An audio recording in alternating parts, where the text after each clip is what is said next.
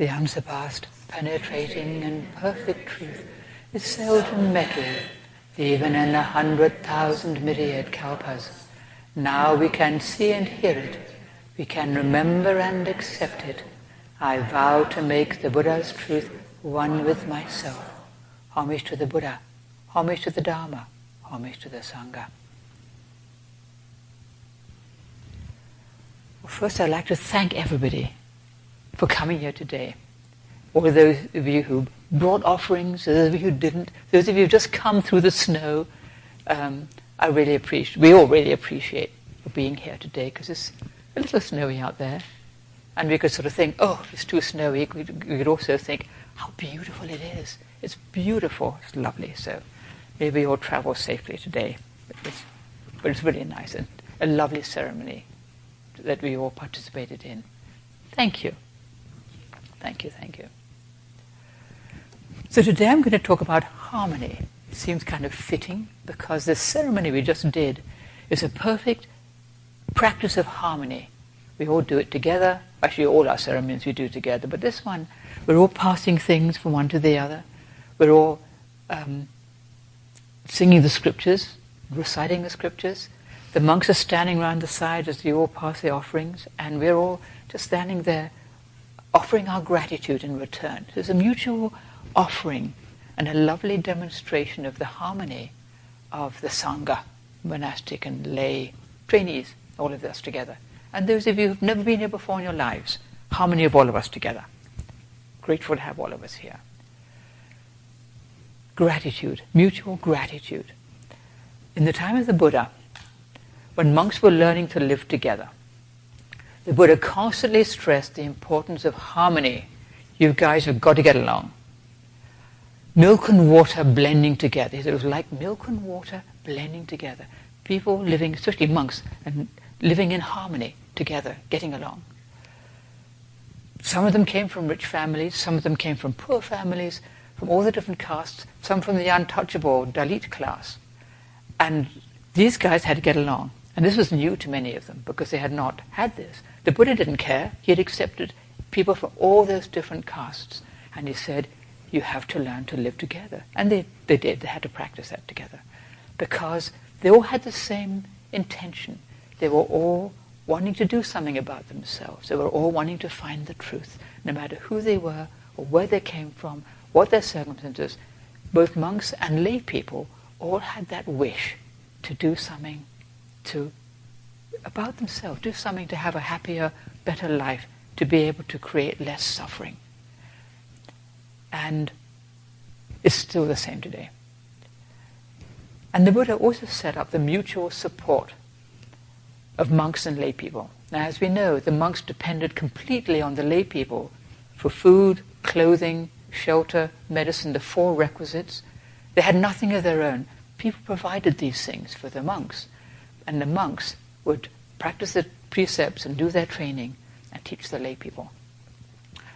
Furthermore, if the monks did something the lay people didn't like, if they were breaking the precepts or not living well or doing things that upset people, the lay people would let the Buddha know. And if it was really bad, they wouldn't feed the monks. So the monks had an incentive to keep to their precepts and to behave themselves and to practice harmony with each other and harmony with the lay people, so they wouldn't create problems for people, so that it would be they'd be easy to take care of. One of the things the Buddha said was, be easy to take care of. Don't be demanding, don't be wanting stuff. Just accept what's offered with gratitude. And this ceremony we do is a kind of celebration of that whole thing the Buddha set up, of the mutual support of monks and lay people. Now, this doesn't mean that monks are better than lay people. It means that we just have different ways of training.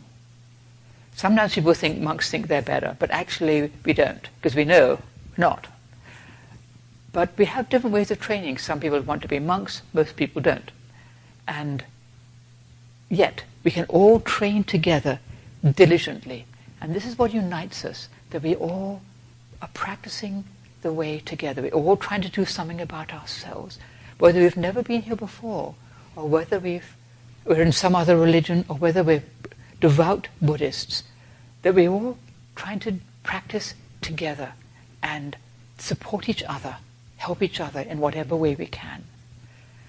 So just don't think that there's the better or the worse training. It's just that we all try to do it to the best of our ability. And that's the most important thing, all of us.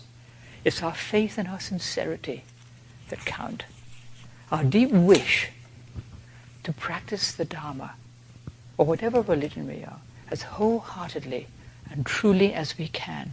That deep wish that we have to do something about ourselves, to live in harmony with our true nature. And we can all do that, no matter what our situation. We can all do that. So, harmony. We can all practice harmony. In our world at present, there seems to be more disharmony than ever. I keep saying this. I keep looking back. I look back at previous talks and I would say 5 years ago, oh, things are just awful. They're worse than they ever were. And I keep looking back and it seems to just get worse and worse. However, it's not likely to get better anytime soon. How do we deal with it? How can we practice harmony in this world with things as they are at present? Living in harmony in the midst of disharmony, and not just add to disharmony by, getting strident and so forth. Political views. Political views. This is where people can get wildly upset, as we know. Any of us can get wildly upset. The most mild of us can become rabid about our political views. And it's always been like this, actually. And sometimes it seems a bit more than before, but it's always been. People always got excited about politics. In ancient Greek and Roman times, they got excited about politics. So we're still getting excited about politics. How do we keep a steady course and not just become, overwhelmed by the whole thing, or despairing, or angry, or whatever? Well, what I do is I offer merit. I offer merit to all the people in the government and to all the heads of state, including our own, that they may learn and practice wisdom and compassion and generosity and kindness. And I find that really helpful. It helps me to let go of just thinking, oh God, or whatever it might be, to just send out that wish, strongly sending out that wish. And it helps me to keep a balance and to have a little compassion for people. I don't want to be a head of state. I'd hate it. Most of us would not. But those who find themselves in this position may suddenly find themselves on this sort of pinnacle and thinking, now what, I wouldn't envy somebody like that. Or people who get carried away with power or whatever, or greed. It's really hard to be in that position. And to have a little compassion for people and to consider the wish that they could do their best to help beings and not just help themselves, which some of them do and some of them don't. Many of them are actually trying to do the very best they can for their people, to remember that, and to just offer merit for all those who find themselves in government, which most of us, are happy not to be. The holidays are a time when families get together often.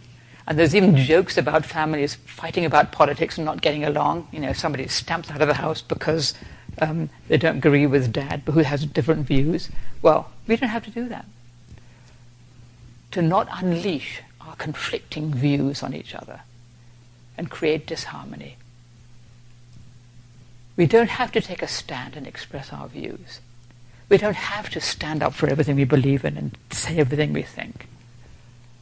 Not saying something doesn't mean we have to agree or that we're somehow betraying something or not being true to ourselves. Actually, keeping quiet is not bailing out.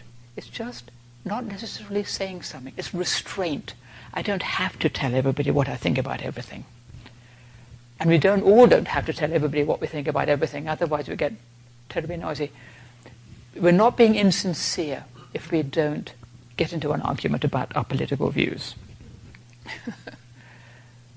We're not likely to change somebody else's view anyway. We're just going to get like this. Just to kind of let it be. This patient forbearance is a wonderful aid to harmony. patient forbearance in all kinds of ways. But in politics, I found myself thinking, this is the year when it's likely to get, well, the coming year, likely to get kind of warm. So, in all kinds of ways. So let us try to keep it cool, a little forbearance. The critical mind.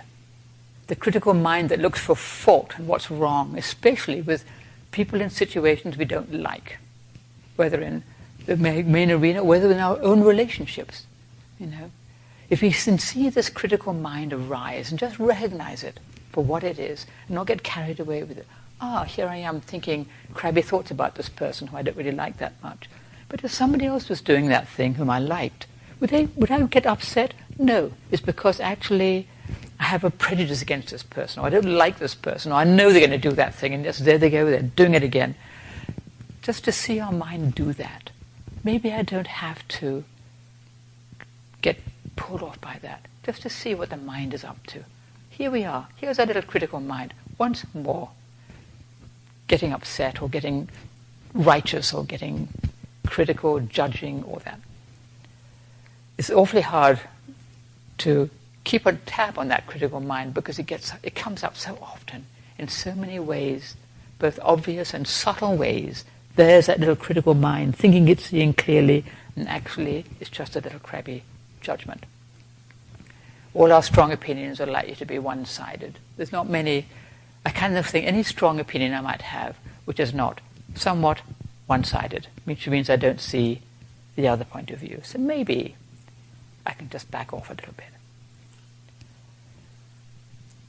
Even if people are creating harm, maybe we can have a little compassion and try to understand where they're coming from, rather than demonize them, think they're just bad. There's reasons people do things, All beings have Buddha nature. All beings have goodness within them, no matter what it looks like. Whether we see it or not, all beings have that seed of goodness, no matter what they do, no matter who they are.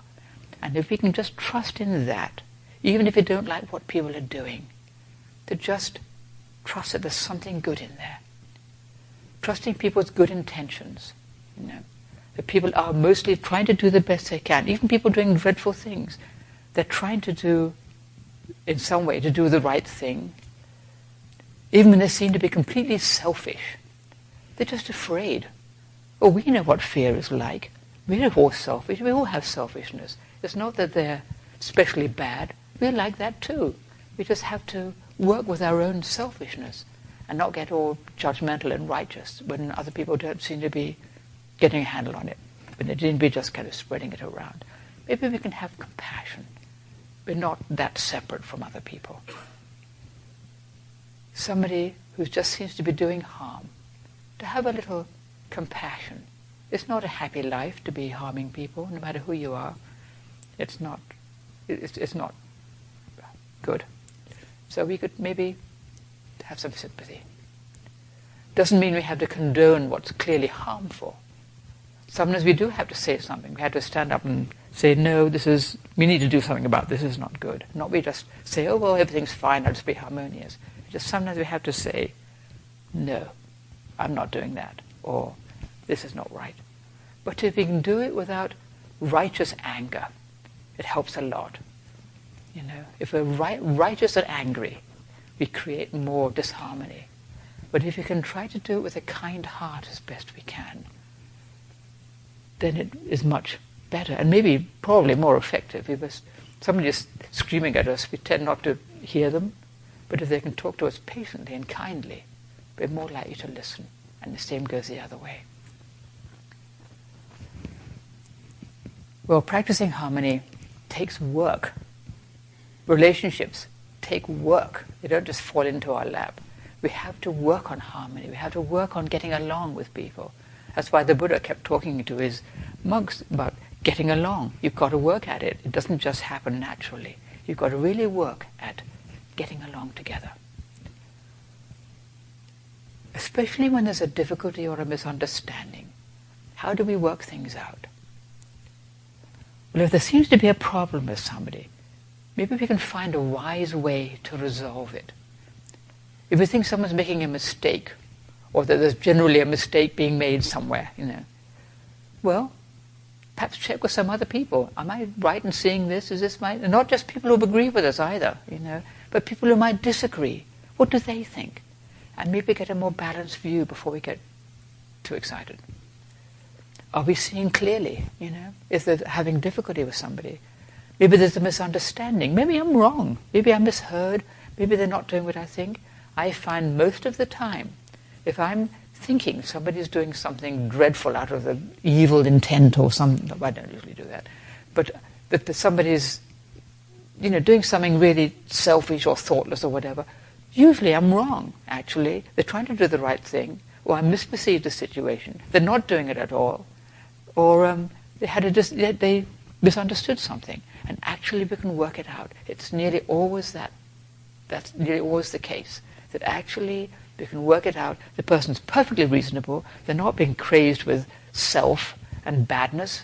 They're actually trying to do the best they can. And we just need to work things out. To sit down and talk together and to see what's going on here. This is what I think is happening. What do you think? Oh, right. Maybe we can work it out. And most of the time we can work things out. Well, as monks we try to do this. When we have a difficulty or a misunderstanding, we try to work things out.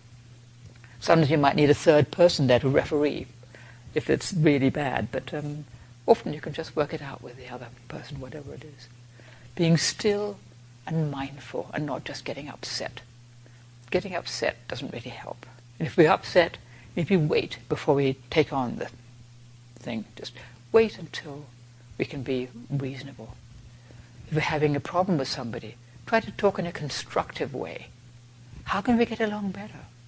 What is it that seems to keep happening that we seem rub up against? You know how it is, rubbing up against another person. It seems to keep happening. Sometimes you can just talk to them and say, well, actually, I'm kind of afraid of you. And the other person might say, well, I'm kind of afraid of you. You think, well, this is silly. Maybe we can just put it down and get along. I've had that happen, and it worked. It was really helpful. It can be painful, and to take on, well, how are we not getting along? We may not want to do that, but sometimes it's just the very thing to just talk to the other person. It can help in a number of ways. We can see things from somebody else's point of view.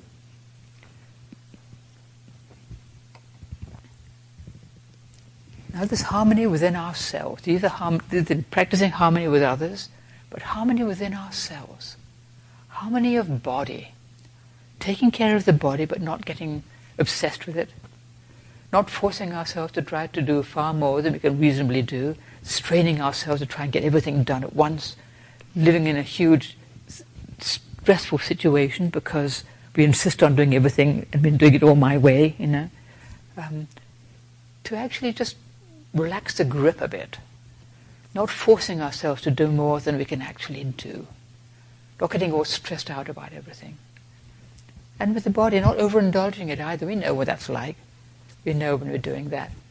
And just to be reasonable, and easier said than done, and try to just kind of take rest, relaxation, a little gentleness. Harmony of mind. Letting go. This is the great thing. Harmony of mind. Letting go. When we're doing something, when you cling to something, when you grab onto something, we're actually already creating disharmony. Because the nature of life is you can't actually hold on to anything. And the more we try to grip onto something, the more it seems to get torn out of our grasp. And that's painful, suffering, because we can't actually hold on. To cling to our views that we were talking about, to cling to our expectations. People should be behaving in this way and they're not doing it. Our desires, our sufferings, our states of mind, or our anger, fear, resentment, dwelling on the past, fearing the future, regret, remorse, or the thousandfold things. They all create disharmony within ourselves. And that creates disharmony with other people. If I'm clinging on to my resentment about something that happened years ago, well, I'm not going to be very harmonious either with myself or with other people. Can I just let it go? Happened a long time ago. Maybe I'm misunderstood again. Maybe Life's too short to cling on to resentment or the past. Acceptance. When we accept, we're living in harmony. Right there, acceptance is harmony, if you think about it. Accepting our circumstances, accepting other people as they are, accepting ourselves as we are. Doesn't mean resignation. It doesn't mean we don't try to do something. But first we have to accept. If I want to do something about myself, first I have to see myself and accept myself with all my faults and shortcomings. Otherwise I can't really do anything. Accepting other people, to see them, to not with that critical mind, but try to see that true heart. When we need to change something, we have to accept it first. Otherwise we can't really do anything effectively. We can't see clearly what needs to be done. To accept something, not to be all upset about it, but to say, okay, this is what's happening. I think we need to change. And to work on it that way. Accepting ourselves and our shortcomings gives us the place to work from. If we're not accepting something about ourselves, we can't work on it. We can't do anything. We're just not looking. I don't want to look at that. We have to actually be willing to look things in the eye. It takes compassion and it takes courage, but it's worth it. Harmony of body, harmony of mind, harmony of the heart. Doing our best to live in harmony with our true nature, our Buddha nature, our true wish. This is the most important thing, and everything else comes out of it. If we can work on living in harmony with our true wish, our true nature, then we can practice harmony in other ways. Otherwise, we're not on a proper footing. It's the basis. For Buddhists, practicing meditation, sitting still in the midst of all conditions as best we can, our distracted thoughts, all the things that come up in our mind, our impulses, our desires. When there's a problem or a decision to be made, to sit still in the midst of it and reflect, what's best to do here? How do I deal with this? To create harmony within ourselves. What's best to do? Keeping to the precepts. When we break a precept, we're immediately unharmonious. We don't feel good about it. We've done something we shouldn't have done. We know, and we don't feel harmonious at all. We just feel, shouldn't have done that. Somebody said it was like being kicked out of heaven. There you are going along, and suddenly you do something really dumb or hurt somebody, and you feel like you're kicked out back into hell or whatever. And we know we've done something we shouldn't have done. It would have been better not to do. But the disharmony itself helps us to recognize that, and we can do something. Not good to do. Be more careful next time. Don't do that. Work on keeping the precepts better. So the disharmony actually can help us to practice harmony. We learn. Doing our best to live in harmony with truth, with Buddha nature, our true heart. And that means practicing faith and trust. Faith in the Buddha nature within everything, that which is the source of everything. Trusting in that takes care of all of us, supports all of us, whether we know it and see it or not. That everything comes out of that Buddha nature. Everything is within it. All beings, all things, all situations, all part of that. And trusting that it is there, and trusting ourselves to it, and trusting that beings are basically trying to do their best, even when they make a mess of it.